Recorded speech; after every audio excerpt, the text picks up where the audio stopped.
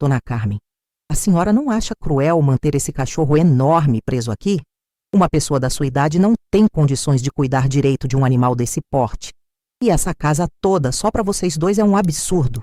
Foi o que minha nora Patrícia disse, olhando bem nos meus olhos, no almoço de domingo. Fiquei quieta, apenas abracei meu Max mais forte. Respirei fundo e continuei servindo a comida. 2 semanas depois, quando acordei de manhã e chamei o Max para o café, ele não veio. Procurei pela casa inteira. O quintal estava vazio, o portão trancado. Ele tinha simplesmente desaparecido.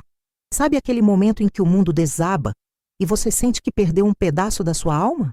Se você quer saber como uma enfermeira aposentada de 70 anos descobriu que a própria família escondeu seu melhor amigo para tomar sua casa, então fica comigo, porque essa história vai te mostrar que lealdade verdadeira não tem 2 pernas. Antes de continuar, se você gosta de relatos como esse, se inscreve no canal e ativa o sininho, porque aqui eu não conto histórias de desistência. Eu conto histórias de quem luta por quem ama. Meu nome é Carmen Silva, tenho 70 anos e durante 35 anos fui enfermeira em hospitais públicos de São Paulo. Trabalhei em 3 hospitais diferentes ao longo da minha carreira, fazendo plantões de 12 horas, cuidando de pacientes em UTI, emergência e pediatria. Meu falecido marido, Paulo Silva, era veterinário, homem bondoso, apaixonado por animais, morreu há 6 anos de câncer no pulmão. Foi no dia 15 de março de 2019, uma sexta-feira chuvosa que eu nunca vou esquecer. Antes de morrer, ele me deu um presente. Max, um Golden Retriever de apenas 2 meses na época, hoje com 8 anos. Ele vai te fazer companhia quando eu não estiver mais aqui, Paulo disse segurando minha mão na cama do hospital. Deixou um filho, Rafael, na época com 36 anos. Com o tempo e muito trabalho, consegui juntar um patrimônio de R$900 mil em uma casa no bairro de Pinheiros, zona oeste de São Paulo, e uma poupança de R$300 mil que guardei ao longo de décadas. Lembro do primeiro ano sem o Paulo como se fosse ontem. Eu acordava às 6 da manhã no escuro, preparava café forte e pão com manteiga, olhava para a cama vazia e sentia aquele aperto no peito que nunca passa completamente. Mas então o Max aparecia na porta do quarto, balançando o rabo dourado, lambendo minha mão, me lembrando que eu não estava sozinha. Aquele cachorro se tornou minha razão de acordar todo dia. Eu trabalhava plantões pesados de 12 horas no Hospital das Clínicas, cuidando de pacientes graves, medindo pressão, aplicando medicação, segurando mãos de quem tinha medo. Chegava em casa exausta, com os pés doendo, o corpo cansado. Mas o Max estava sempre lá, me esperando na porta, pulando de alegria como se eu fosse a pessoa mais importante do mundo. E para ele, eu era. Quando o Paulo faleceu, vendi o consultório veterinário que a gente tinha juntos há 20 anos na Vila Madalena, um espaço pequeno, mas acolhedor, onde ele atendia cães, gatos, pássaros e até um porquinho da Índia uma vez. Recebi R$250 mil pela venda. Usei cada centavo para investir no meu filho único, Rafael. Paguei R$60 mil de entrada no apartamento dele em Perdizes. Ajudei com a faculdade de Direito na PUC, que custou mais de R$120 mil ao longo de 5 anos. E quando ele quis abrir o próprio escritório de advocacia, dei R$50 mil para ele começar. Durante anos, mantivemos um relacionamento próximo e amoroso. Rafael vinha todo domingo almoçar comigo com a esposa Patrícia e minha netinha Isabela, uma menina linda de 12 anos, de cabelos castanhos e olhos verdes como os do avô. A gente almoçava na varanda. O Max brincava com a Isabela no quintal, correndo atrás de bola, ela rindo, ele latindo feliz. Eram momentos perfeitos. Eu me sentia completa. Família unida, cachorro saudável, casa quentinha. Era tudo o que eu precisava. O Max sempre foi tratado como membro da família. Dormia no quarto ao lado do meu, tinha caminha de pelúcia macia, comia ração premium que eu comprava no pet shop da esquina, tomava banho toda semana, ia ao veterinário a cada 3 meses para check-up. Quando ele ficou doente com giardia há 2 anos, eu dormi no chão ao lado dele 3 noites seguidas fazendo companhia, dando remédio de hora em hora.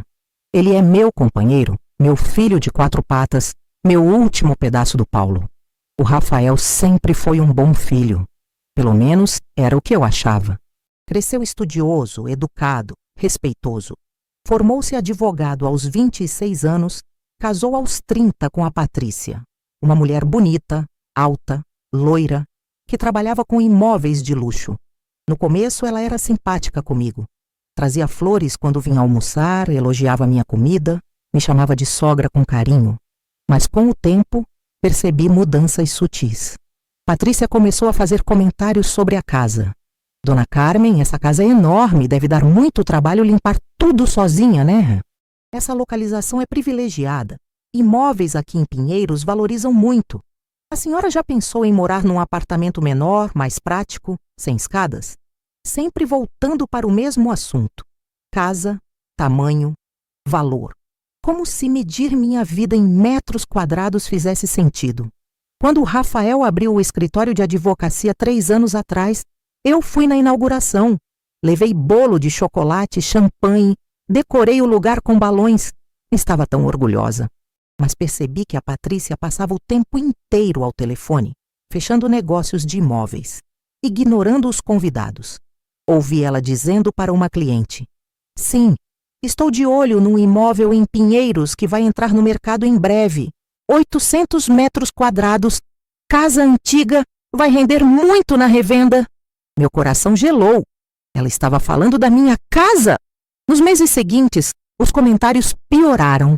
No Natal de 2024, durante a ceia na minha casa, com a mesa posta, peru assado, farofa, arroz, todo mundo reunido, a Patrícia disse na frente de todos: "Dona Carmen, a senhora não se sente sozinha demais aqui?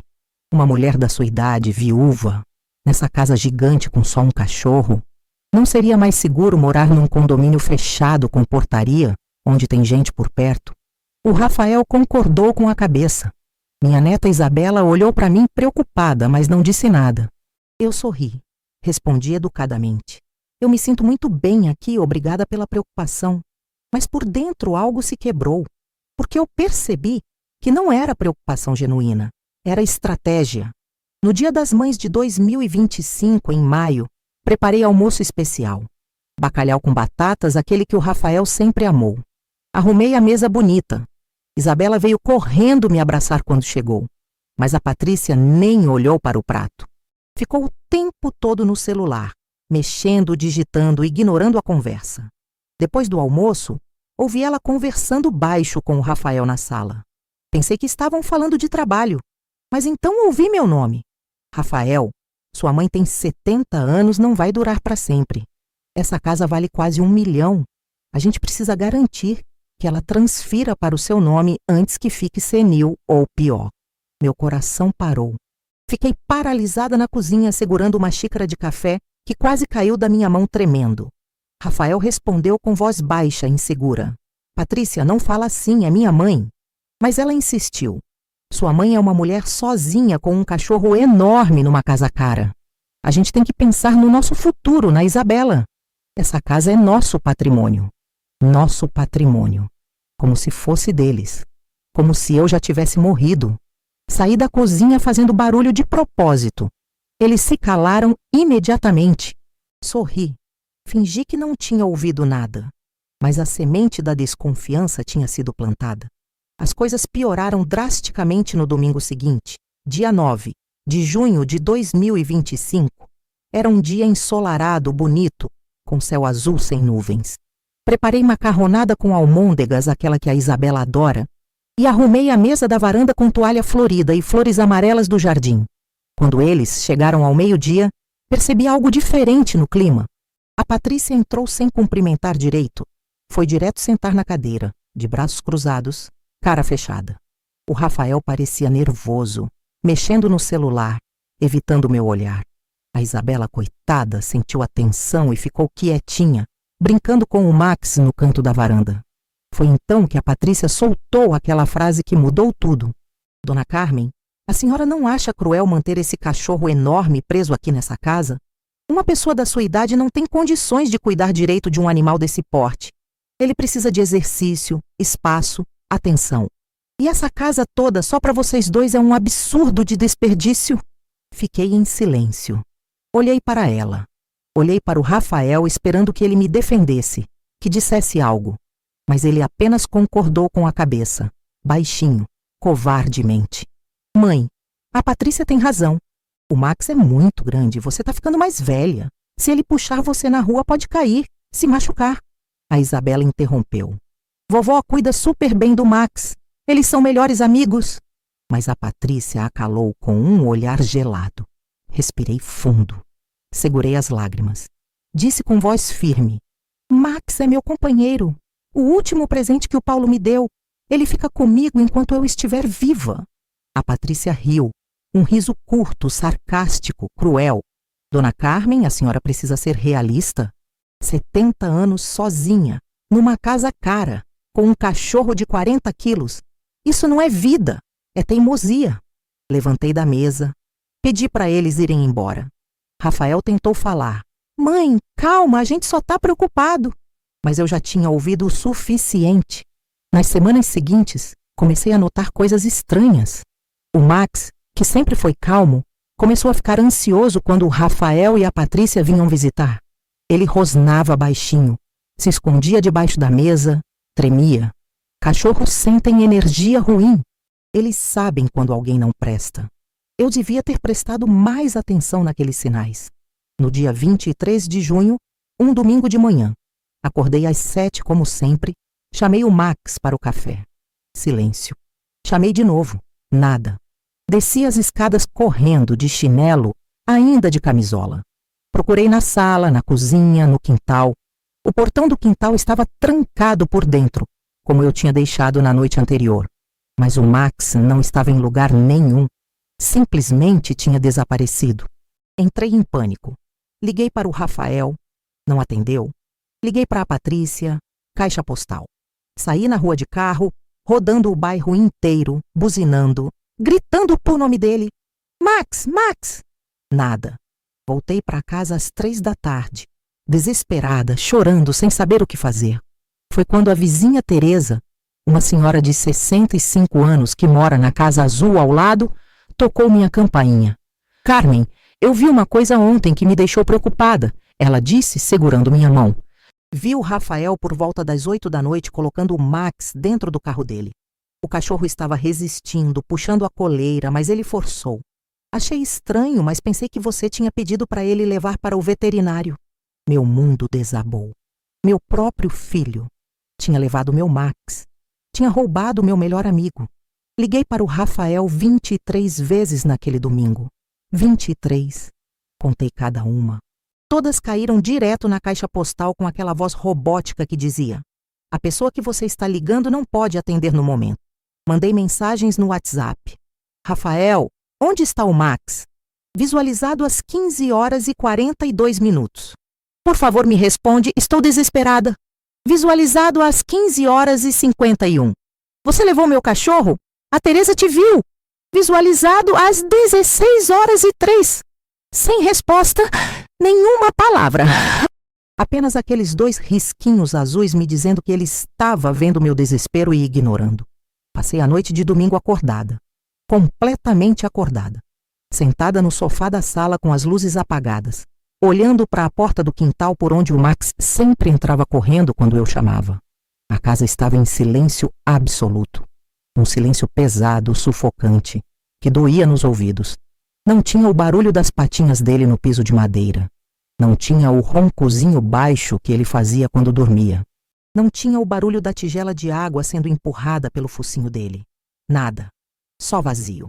Na segunda-feira de manhã, dia 24 de junho, às 6 horas da manhã exatas, ele finalmente me ligou de volta. A voz dele estava diferente. Fria. Distante. Formal. Como se estivesse falando com uma cliente problemática do escritório de advocacia. Não com a mãe dele. Mãe, bom dia. A gente precisa conversar com calma e racionalidade sobre uma decisão que foi tomada pensando no seu bem-estar e no bem-estar do animal. Meu coração acelerou.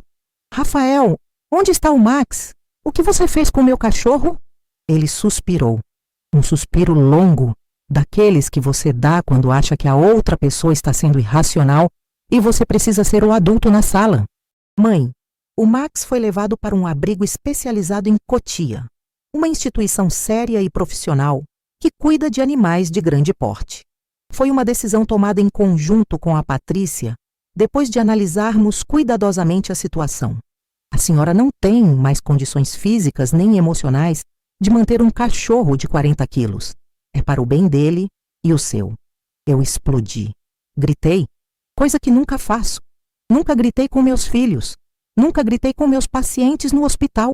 Nunca gritei com ninguém. Mas naquele momento gritei. Você roubou meu cachorro.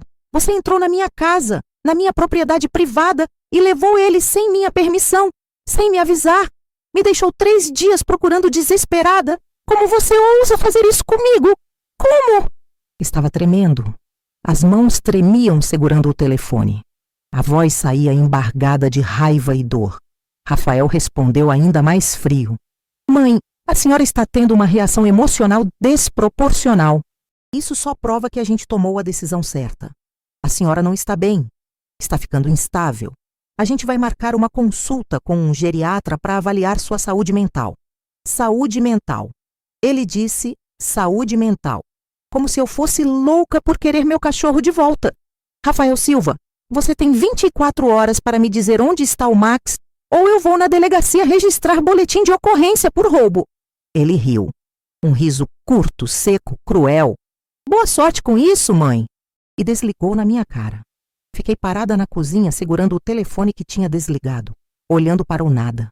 O sol da manhã entrava pela janela, iluminando a tigela vazia do Max, no canto da cozinha.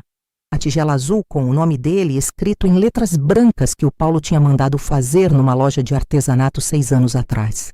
Caí de joelhos ali mesmo no chão frio da cozinha e chorei. Chorei como não chorava desde o dia que o Paulo morreu. Chorei por mim, pelo Max, pela traição, pela crueldade. Passei os 3 dias seguintes ligando para todos os abrigos de Cotia que encontrei no Google. Comecei pela lista da prefeitura. Depois procurei páginas do Facebook de ONGs de proteção animal. Depois grupos do WhatsApp. Liguei para 15 abrigos diferentes. Bom dia, procuro um Golden Retriever de 8 anos chamado Max, pelo dourado, olhos castanhos, coleira azul. A resposta era sempre a mesma. Não temos nenhum Golden aqui, senhora. Sinto muito, não posso ajudar. Tente ligar para outros abrigos. No 16º abrigo, uma moça chamada Bianca atendeu com voz jovem e simpática. Abrigo Patinhas do Bem, bom dia. Repeti minha descrição pela 16ª vez. A voz já cansada, quase sem esperança. Procuro um Golden Retriever de 8 anos chamado Max. Houve uma pausa. Sim, temos um Golden aqui. Foi trazido no sábado passado por volta das 20 horas por um homem de terno. Ele disse que a dona estava com Alzheimer avançado e não conseguia mais cuidar dele. Assinou os papéis de doação e foi embora. O cachorro está aqui desde então. Meu coração parou. Alzheimer. Eu não tenho Alzheimer. Meu filho mentiu. Meu próprio filho inventou uma doença grave para justificar roubar meu cachorro. Eu sou a dona. Eu não tenho Alzheimer. Eu não autorizei nenhuma doação. Onde fica esse abrigo? Vou buscar ele agora. A Bianca ficou em silêncio por alguns segundos.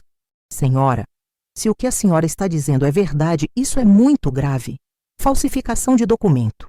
O endereço é Estrada Municipal do Morro Grande, número 1800, Cotia. Mas preciso ver documentos provando que a senhora é a dona do animal. Peguei o carro imediatamente. Nem troquei de roupa. Estava de calça de moletom e blusa velha. Cabelo preso qualquer jeito. Nem me importei. Peguei a carteirinha de vacinação do Max, que guardava na gaveta. Peguei fotos dele comigo. Peguei minha carteira de identidade. Entrei no carro e dirigi. 52 quilômetros até Cotia. O trânsito estava horrível, engarrafamento quilométrico na Raposo Tavares, sol quente de meio-dia batendo no vidro do carro, calor insuportável, mãos suando no volante de couro. Levei 2 horas e 15 minutos para chegar. O abrigo era um lugar simples. Um terreno grande cercado com arame, várias casinhas de madeira coloridas espalhadas pelo quintal de terra batida, árvores fornecendo sombra. Uns 20 cachorros de todos os tamanhos e cores, latindo, correndo, brincando. A Bianca me recebeu na porta. Era uma moça jovem, uns 25 anos, cabelo cacheado preso num coque, camiseta suja de terra e pelos. Dona Carmen? Assenti. Venha, vou te levar até ele. Caminhamos pelos fundos do terreno. Passamos por vários cachorros que vieram cheirar minhas pernas, e então eu vi, lá no canto do último cercado, deitado sozinho na sombra de uma árvore, magro, sujo, com o pelo embaraçado, cheio de nós, olhos tristes olhando para o nada, estava ele, meu Max, meu menino, meu melhor amigo. Max! Gritei. Ele levantou a cabeça devagar, como se não tivesse certeza se tinha ouvido direito. Nossos olhos se encontraram. Ele se levantou num pulo. Começou a latir. Aquele latido agudo de alegria que ele fazia quando estava feliz. Começou a correr na minha direção, pulando, tropeçando nas próprias patas de tão desesperado. A Bianca abriu o portão do cercado e ele saiu correndo, veio direto para mim, pulou, me derrubou no chão de terra, começou a lamber meu rosto, minha mão, meu cabelo, chorando aquele choro de cachorro que soa como gemido humano. Abracei ele com força, afundei o rosto no pelo sujo dele e chorei. Chorei tudo que tinha segurado nos últimos 3 dias. Eu vim te buscar, meu filho. Desculpa. Desculpa ter demorado. Desculpa por tudo. Ele continuava lambendo meu rosto, tremendo, fazendo barulhos baixos na garganta. A Bianca estava parada ao lado, com lágrimas nos olhos também. Ele não comeu direito desde que chegou. Ficava no canto, triste, esperando.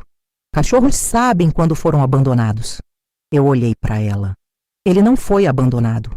Ele foi roubado. E eu vou provar. A Bianca me levou até o escritório.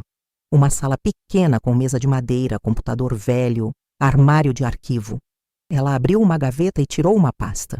Esses são os documentos que o homem assinou no sábado. Abri a pasta, lá estava. Termo de doação voluntária assinado. Nome, Rafael Silva. Parentesco, filho. Motivo da doação. Proprietária diagnosticada com Alzheimer avançado, sem condições de cuidar do animal. E embaixo, uma assinatura. Minha assinatura. Falsificada. A assinatura era grotescamente mal feita. Nem se parecia com minha letra. As letras tremidas, o C do Carmen todo torto, o S do Silva grande demais. Qualquer pessoa com meio neurônio funcionando veria que era falso. Isso aqui é falsificação de documento, disse mostrando para Bianca. Essa não é minha assinatura. E eu não tenho Alzheimer. Vou registrar boletim de ocorrência. Ela assentiu séria. Vou fazer cópia de tudo e te dar. Você vai precisar para o processo. Levei o Max de volta para casa naquela tarde. Ele foi no banco de trás do carro, com a cabeça apoiada no meu ombro pelo retrovisor, fungando meu cabelo, fazendo aqueles barulhinhos de felicidade. Quando chegamos em casa e abri o portão, ele saiu correndo pelo quintal como louco, cheirando tudo, reconhecendo seu território, latindo de alegria. Dei banho nele na área de serviço com água morna e shampoo de aveia. Escovei o pelo embaraçado com paciência, desembaraçando cada nó. Cortei as unhas que estavam compridas. Dei ração boa, frango cozido, água fresca. Ele comeu tudo, rápido, faminto. Naquela noite ele dormiu no meu quarto. Coloquei a caminha de pelúcia dele ao lado da minha cama. Mas às 3 da madrugada, senti um peso subindo na cama. Era ele. Subiu devagar, se enroscou aos meus pés, suspirou fundo e dormiu. Fiquei acordada olhando para ele. Meu companheiro, meu fiel, meu inocente que foi usado como arma contra mim. Mas enquanto ele dormia tranquilo, eu planejava. Porque percebi com clareza absoluta que aquilo não era só sobre o cachorro. Era sobre controle. Era sobre a casa. Era sobre me tirar tudo o que eu tinha até eu ficar tão fragilizada que assinaria qualquer papel que colocassem na minha frente. Mas eles não sabiam com quem estavam mexendo. Eles subestimaram a velha de 70 anos. E isso seria o maior erro deles. Nos dias seguintes, agi como atriz profissional. Continuei a rotina normal. Passeava com o Max todas as manhãs às 7 no parque do bairro, como sempre fiz. Cumprimentava os vizinhos, ia ao mercado. Fingia que nada tinha acontecido. Mas por dentro, estava preparando tudo meticulosamente. O doutor Henrique me orientou a não confrontar o Rafael ainda, a reunir mais provas, a agir com inteligência cirúrgica. Na segunda-feira, dia 2 de julho, recebi uma ligação inesperada. Era da Isabela, minha neta. Ela estava chorando baixinho. Vovó, posso ir na sua casa? Sozinha. Preciso falar com você. Senti o coração apertar. Claro, meu amor, vem quando quiser. Ela chegou às 4 da tarde de ônibus com a mochila da escola nas costas. Sentamos na varanda. O Max deitou aos pés dela. E ela me contou algo que mudou tudo. Vovó, eu ouvi meus pais conversando na semana passada. Eles não sabiam que eu estava em casa. Minha mãe falou que depois que você morrer, eles vão vender sua casa por R$ 1.200.000 e comprar um apartamento de luxo em Moema. Meu pai disse que você não vai durar muito mesmo, que tem 70 anos. Minha mãe riu e disse, pelo menos aquele cachorro nojento já está fora do caminho. A voz da Isabela tremia. As lágrimas escorriam pelo rosto dela. Eu fiquei com tanto medo, vovó. Medo que fizessem algo com você. Por isso vim te avisar. Eu te amo. Eu amo o Max. Não quero que nada aconteça com vocês. Abracei minha neta com força. Nada vai acontecer, meu amor. Vovó sabe se cuidar. E obrigada por me contar. Você é corajosa. Ela ficou até às 7. Brincou com o Max. Comeu o bolo de cenoura que fiz. E voltou para casa. Mas aquela conversa confirmou tudo o que eu suspeitava. No dia 5 de julho, uma sexta-feira, decidi fazer uma última investigação. Liguei para o Rafael pedindo que viesse almoçar no domingo, dia 7, para o aniversário da Isabela, que faria 13 anos.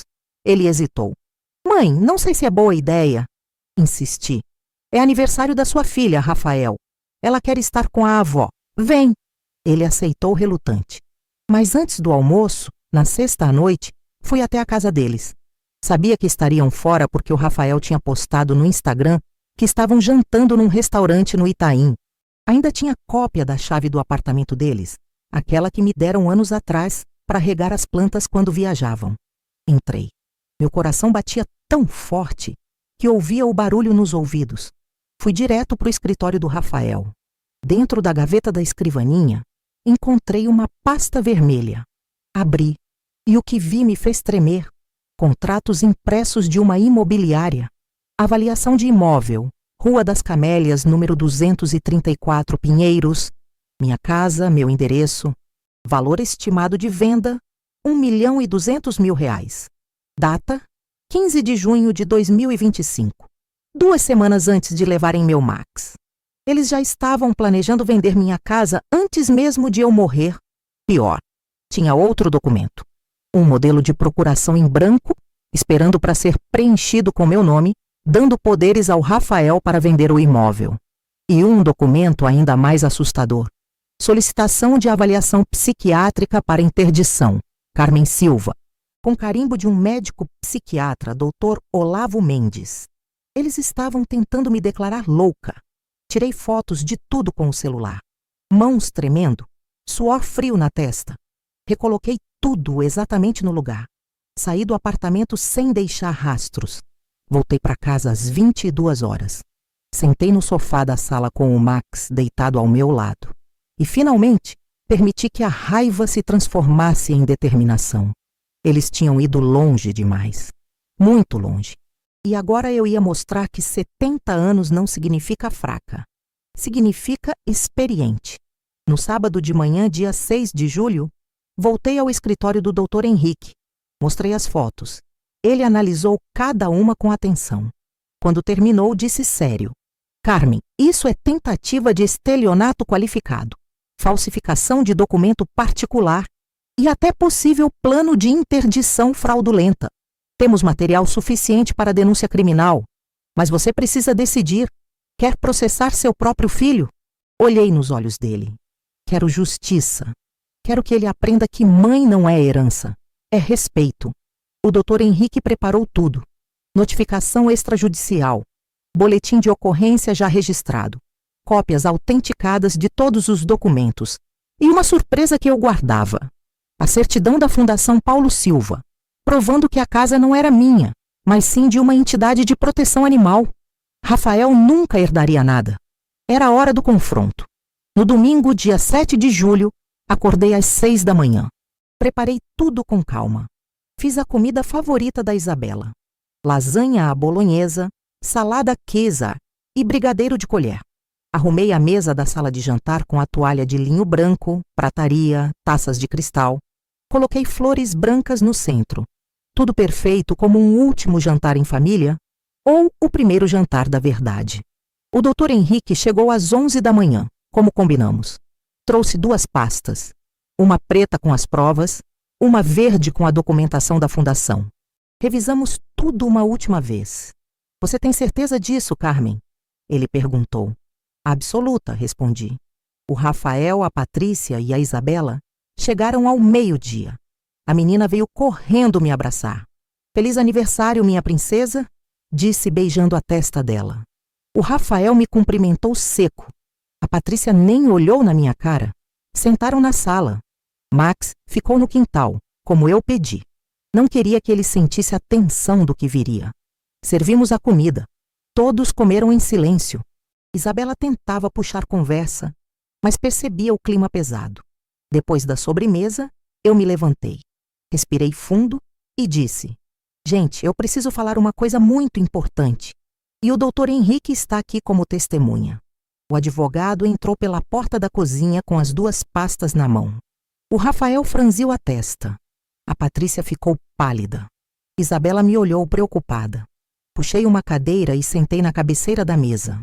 Rafael, semanas atrás você entrou na minha casa, pegou meu cachorro Max, levou para um abrigo em Cotia, falsificou documentos dizendo que eu estava com Alzheimer e me deixou 3 dias desesperada procurando ele. A voz saiu firme, sem tremer. Rafael tentou interromper. Mãe, a gente explicou, foi para o seu bem. Levantei a mão. Não terminei. Coloquei as fotos impressas na mesa, uma por uma. O contrato de avaliação da casa, a procuração em branco, o pedido de interdição psiquiátrica. Enquanto isso, vocês estavam planejando me declarar louca, tomar minha casa e vender por R$1.200.000. Acharam que eu não descobriria? O silêncio que caiu naquela sala era tão denso que dava para cortar com faca. A Patrícia começou a gaguejar. Dona Carmen, isso é mal entendido. A gente só estava vendo opções para o futuro. Eu a cortei. O futuro? Vocês planejaram meu futuro sem mim. Trataram-me como se eu já estivesse morta.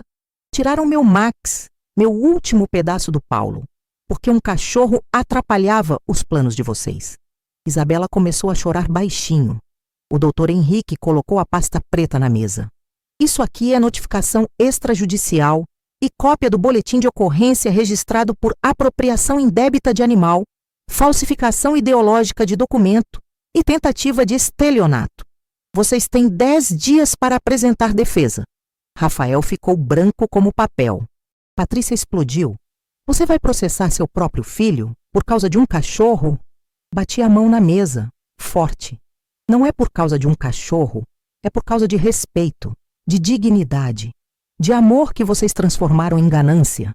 Então peguei a pasta verde e disse o que eles nunca esperavam ouvir.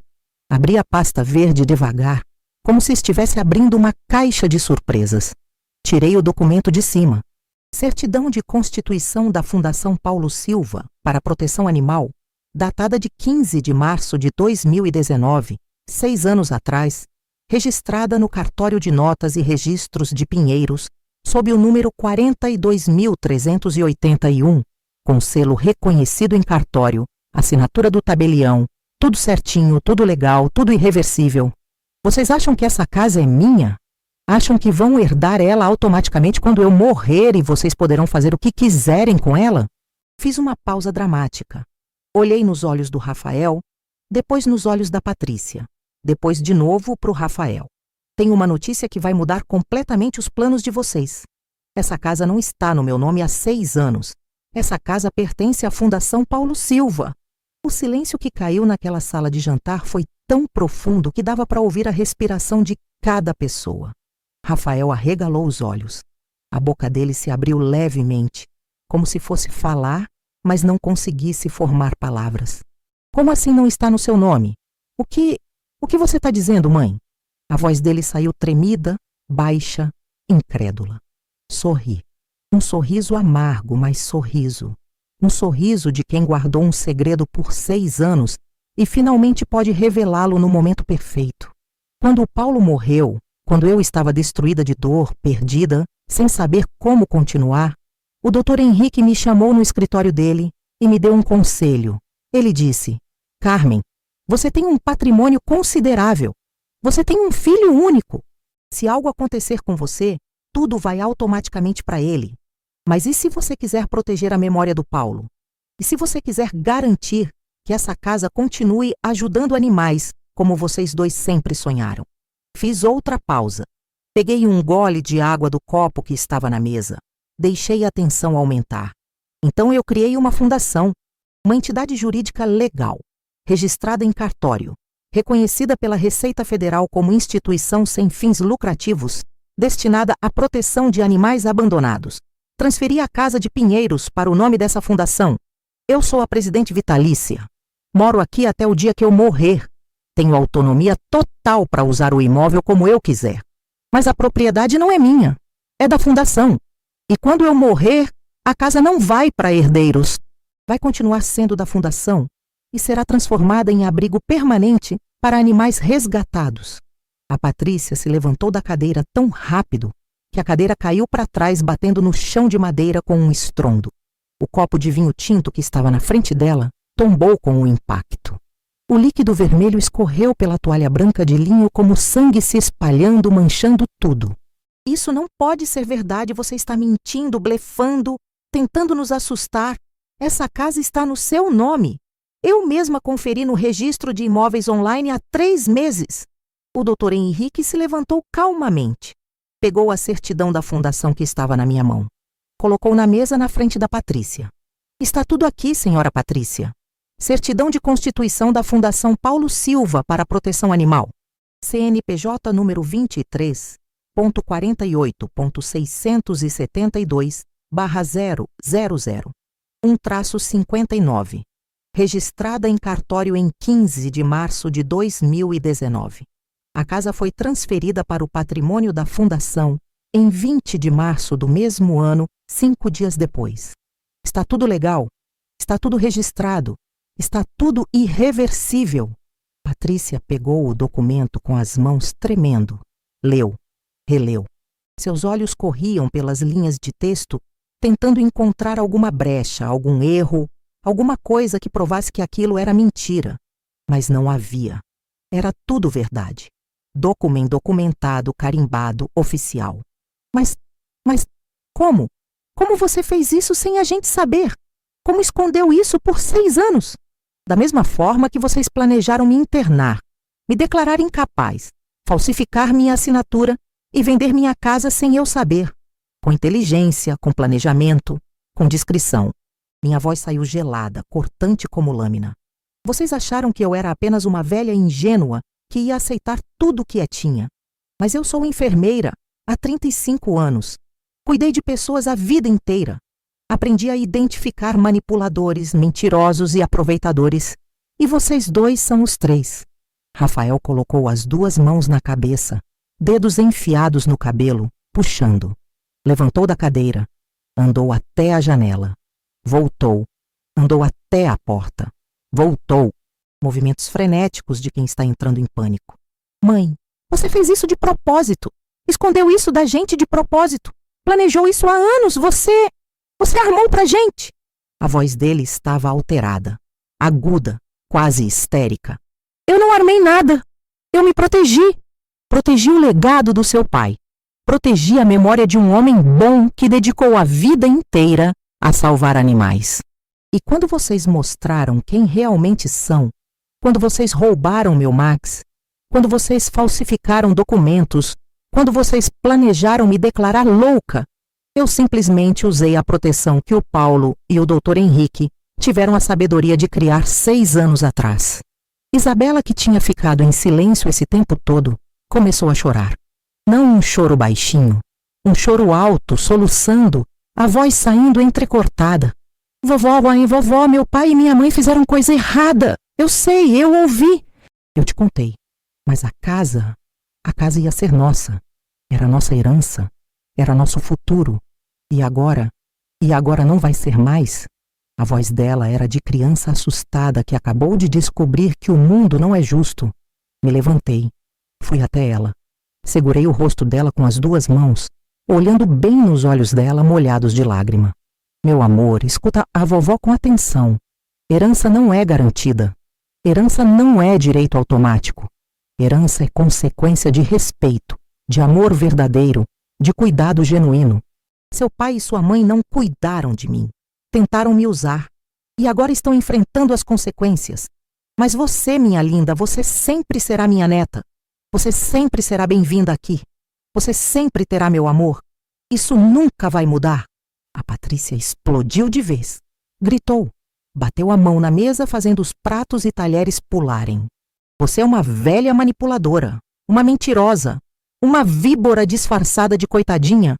Fingiu ser a velhinha frágil que precisava de ajuda, mas armou tudo nas nossas costas. Nós cuidamos de você, te visitamos, te demos atenção, e você nos apunhala pelas costas assim.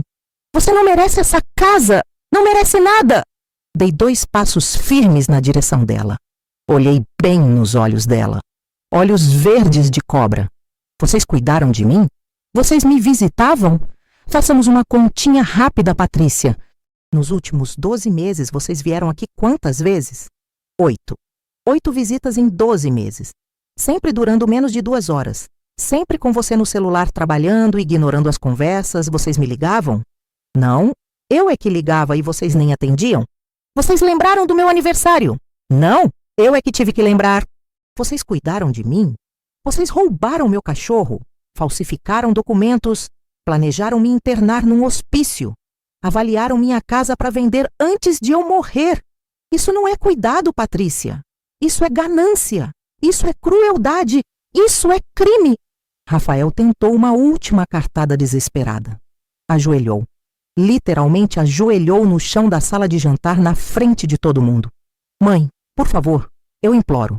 A gente está com dívidas enormes. 400 mil reais. Bancos cobrando, ameaçando processar. A gente está desesperado. A casa poderia salvar a gente. Por favor, você é minha mãe. Me ajuda. Lágrimas correndo pelo rosto dele. Mãos juntas em súplica. Olhei para ele ajoelhado. Meu filho. O bebê que eu carreguei na barriga. A criança que eu criei. O adulto que eu ajudei a construir. E disse a verdade.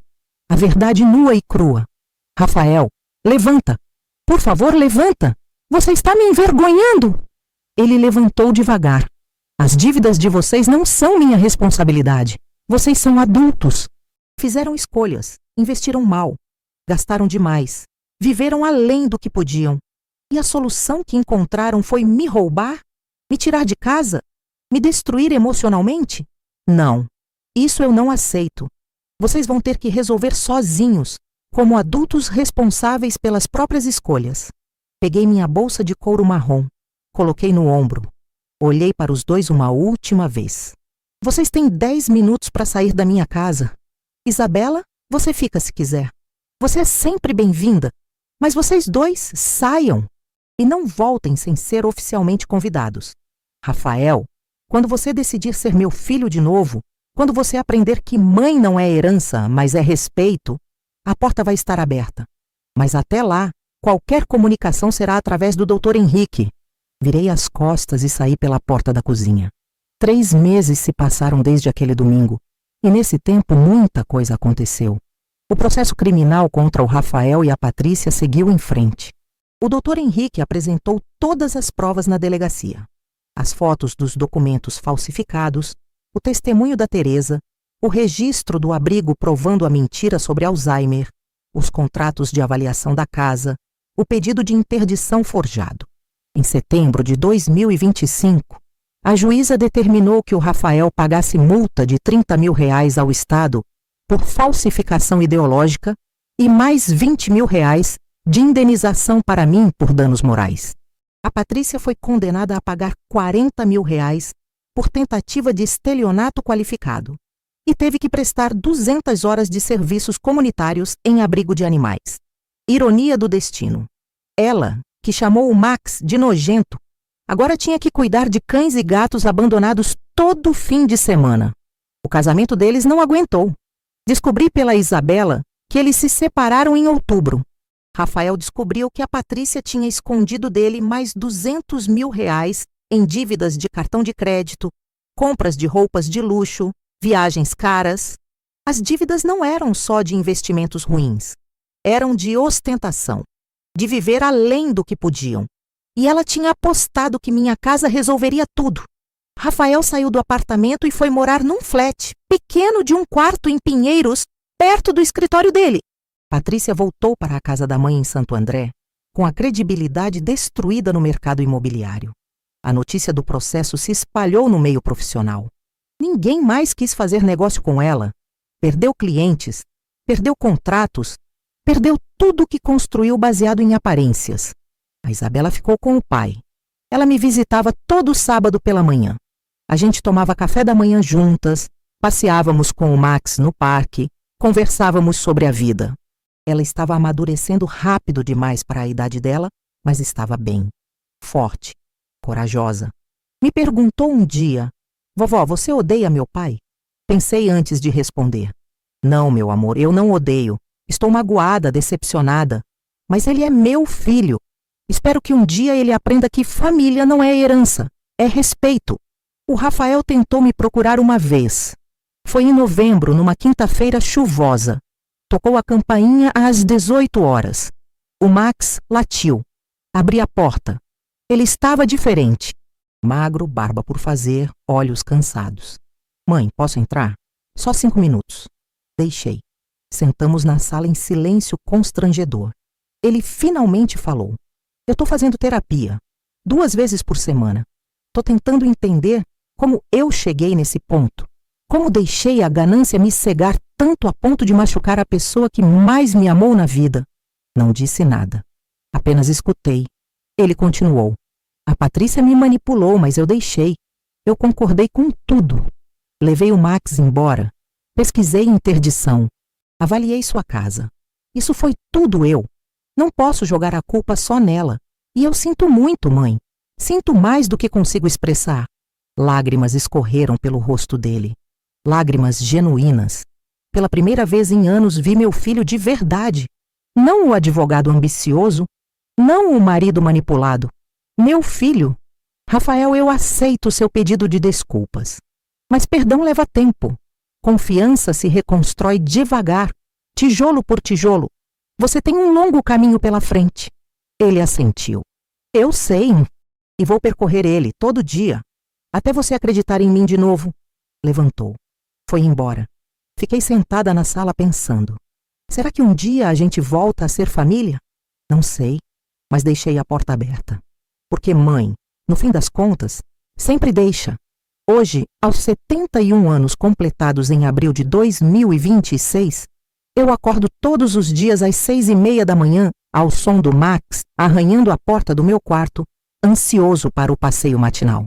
Tomo café na varanda com pão francês, manteiga e geleia de morango caseira, ouvindo os pássaros cantando nas árvores do quintal. Às 8, a gente sai para caminhar 5 quilômetros no Parque Vila Lobos, ele correndo na frente, eu atrás, tentando acompanhar o ritmo dele que ainda age como filhote. Às 10, voltamos para casa. Dou banho nele quando precisa, escovo o pelo dourado que brilha no sol. Depois eu mexo na casa, preparo o almoço, leio livros de enfermagem que ainda me interessam, assisto novela, vivo minha vida simples e tranquila. A Isabela passa todos os sábados comigo desde que os pais se separaram. A gente cozinha juntas, faz brigadeiro, brinca com o Max, conversa sobre escola, sobre sonhos, sobre a vida. Ela quer ser veterinária como o avô. Tenho certeza que o Paulo está orgulhoso lá de cima. E sabe o que eu aprendi com tudo isso que passei? Aprendi que lealdade verdadeira tem 4 patas e um coração puro. Aprendi que família não é quem compartilha sangue, mas quem compartilha respeito, amor genuíno e presença nos momentos difíceis. Aprendi que proteger o que é meu não é egoísmo, é sobrevivência.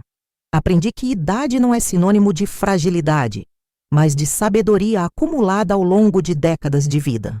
Aprendi que quando alguém tenta te tirar o que você mais ama, você tem o direito, o dever até, de lutar com todas as forças. Aprendi que perdoar não significa esquecer, nem voltar a confiar cegamente. Perdoar significa liberar o peso que a mágoa carrega, mas manter os olhos abertos.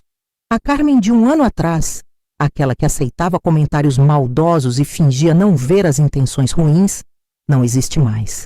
Morreu no dia que levaram meu Max. Hoje eu sou a Carmen que sabe dizer não, que sabe se proteger, que sabe que esconder a verdade sobre a casa por 6 anos foi a melhor decisão que tomei, mesmo sem saber na época que precisaria dessa proteção contra o próprio filho. O Paulo, lá do céu, armou tudo para me proteger. A fundação em nome dele não foi coincidência, foi amor. Amor que transcende a morte. O Rafael está reconstruindo a vida dele. Devagar. Nos vemos uma vez por mês para almoçar num restaurante neutro, com a Isabela presente. As conversas são educadas, superficiais, cuidadosas. Ele paga a terapia religiosamente. Diz que está entendendo muita coisa, que percebeu que passou a vida inteira perseguindo dinheiro e status e esqueceu de perseguir caráter. Não sei se vamos voltar a ter a relação que tínhamos, mas estou disposta a tentar. Um dia de cada vez. A casa continua sendo meu refúgio. Transformei um dos quartos de hóspedes em espaço para a Fundação Paulo Silva. Tenho 3 cachorros temporários lá agora. Bob, um vira-lata de 5 anos resgatado da rua. Nina, uma poodle idosa abandonada pela família. E Thor, um pastor alemão que sofreu maus tratos. O Max adora ter companhia. Brinca com eles, ensina onde fica a tigela de água, divide os brinquedos. Ele é o melhor professor de solidariedade que eu conheço. Olho pela janela e vejo o Max dormindo no sofá da varanda sob o sol da tarde, roncando baixinho. E penso, eles tentaram tirar você de mim, meu amigo. Tentaram nos separar para me enfraquecer, mas falharam. Porque o amor entre uma mulher de 70 anos e um cachorro de 8 é mais forte que ganância, mais forte que manipulação, mais forte que qualquer plano maldoso. E foi esse amor que me salvou. Foi você que me salvou, Max. Se essa história tocou seu coração de alguma forma, se você tem um animal de estimação que é mais que um bicho, é família de verdade. Se você já passou por traição familiar ou conhece alguém que está passando, deixe seu comentário aqui embaixo contando sua história. Eu leio todos, cada um. E se você conhece uma pessoa idosa que está sendo pressionada pela família, que está sofrendo abuso psicológico, que está sendo manipulada, compartilha esse vídeo com ela. Pode salvar a vida de alguém. Deixa seu like se a história te emocionou. Se inscreve no canal se ainda não é inscrito e ativa o sininho das notificações para não perder os próximos relatos reais e emocionantes. Porque aqui a gente não conta histórias vazias. A gente conta histórias que ensinam, que alertam, que mostram que nunca é tarde para se defender, para proteger quem você ama, para dizer não.